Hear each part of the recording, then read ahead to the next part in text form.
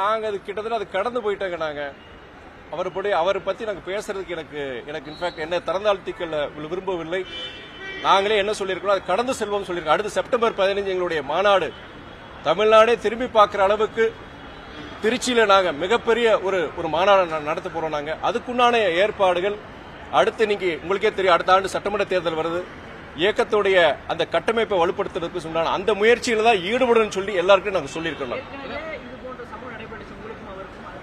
எங்க அவர் எங்க இது அதை பத்தி பேசுறதே நேர கொலைன்னு சொல்லுவேன். நான் வேற வேலையை பார்ப்பேன். ஜனங்களுக்கு எவ்வளவு செய்ய வேண்டியிருக்கு, பேச வேண்டியிருக்கு, அதை பத்தி பேசுவாங்க.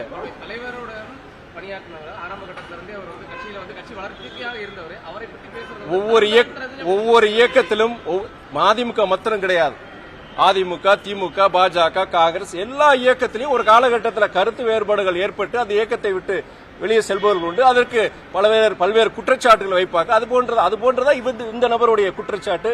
அதனால நீங்க இதுக்குண்டான முழுமையான விளக்கத்தை நான் ஏற்கனவே பலமுறை நான் சொல்லியிருக்கிறேன். நான் தலைவர் சொல்லியிருக்கிறாரு, எங்க இயக்கத்தின் துணை பொதுச் செயலாளர் உங்ககிட்ட பத்திரிகையாளர்கிட்ட விரிவா பேசியிருக்கிறாங்க. என்ன காரணம், அவருடைய குற்றச்சாட்டு பதில்கள் மக்கள் சொல்லியிருக்கிறாங்க.